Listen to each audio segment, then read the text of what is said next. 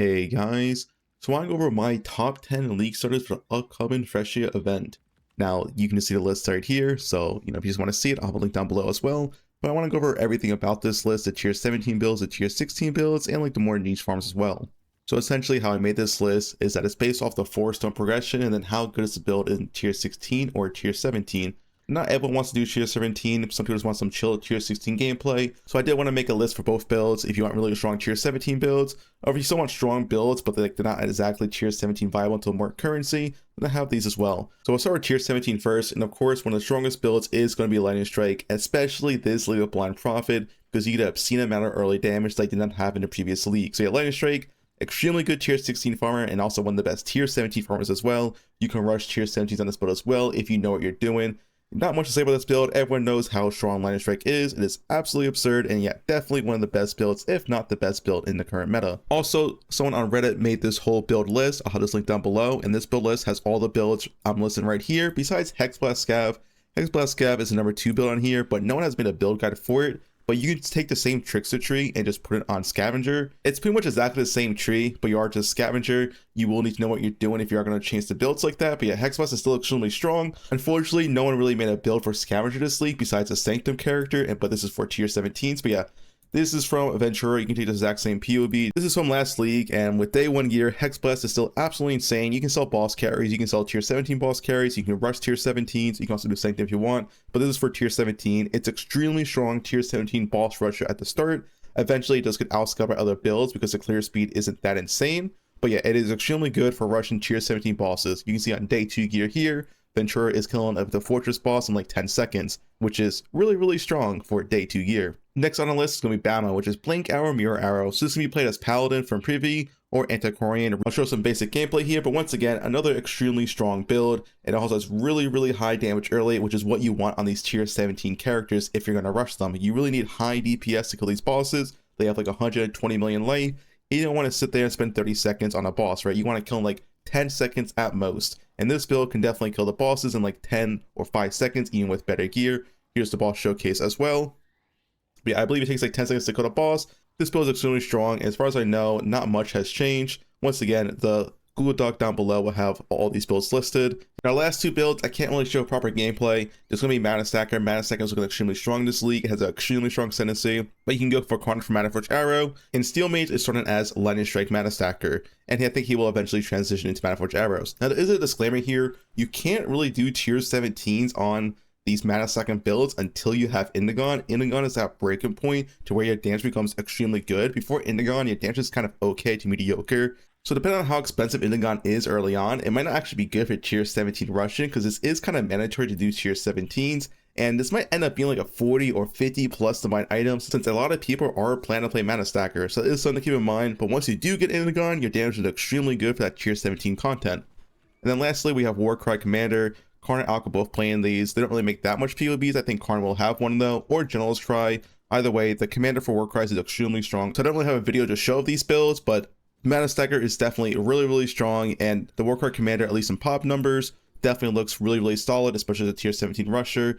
Generally, slams in it before, as long as you're willing to press buttons, are a pretty strong build, but most people don't want to press like 4 or 5 buttons. That's why it's generally not that popular. Now to move on to the tier 16 builds, we have Power Set of Mines, Ellie Hit, KB Mana Stacking, RF, and Val Cold Snap.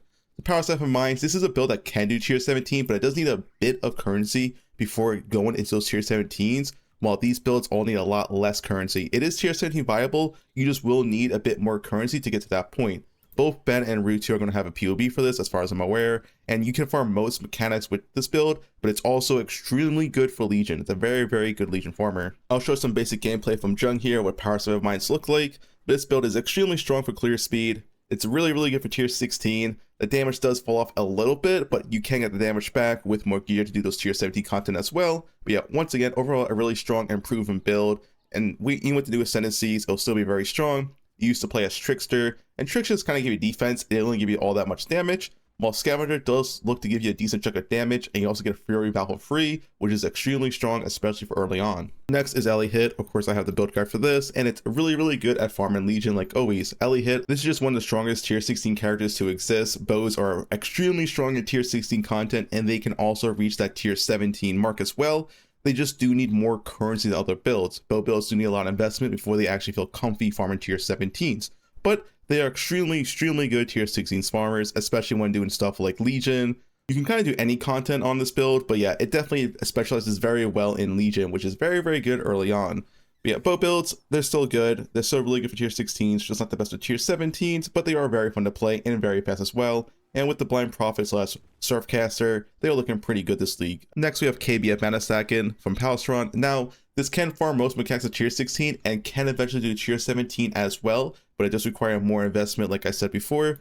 Like I said, a lot of these builds can do tier 17, they just do need a lot more investment to reach that point, and they're more comfy in that tier 16 content. But yeah, Palstron has a really full in-depth build guide for this, and he is going to play this again, so do go to him if you want to play KB Mana Stacking. RF, just follow whatever Pox does. He's the RF wiki. It's extremely good for Expedition and Breach. You're going to have Chain Explodies even with Scavenger this league, which I believe is what he's playing. And then Val Cold Snap from Dirty Dan.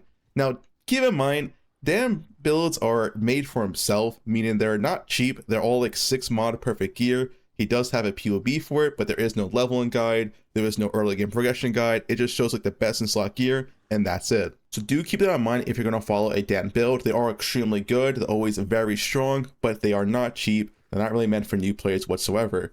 But this will probably be really good for Expedition and Breach. And once again, it can probably do tier 17 content with enough currency invested. So for the last builds, these aren't like tier 16 or tier 17 builds. These are mostly just like, specific farms or some niche farms. So first is Sanctum build. So P. Brandon Yakura, he has a YouTube channel going over his full Sanctum build. He does Sanctum every single league. Just keep in mind, a Sanctum Rusher does require knowledge and some skill. You need to know what you're doing. Do not go into a Sanctum Rusher blind. You will just fail. You have to practice beforehand, or you have to have done this beforehand. There's also Peacock of Balance and Energy Blade. I don't think anyone has made POBs for this, but they are proven Sanctum Rushers, also being extremely good on a low budget. For group stuff, go to my favorite group play abusers, Snapao. He always has like the best group play party builds. A lot of people copy him. Feel free to check him out. If you want to play duo, trio, 5-mana, 6-mana setup, he has the builds. Go to his channel.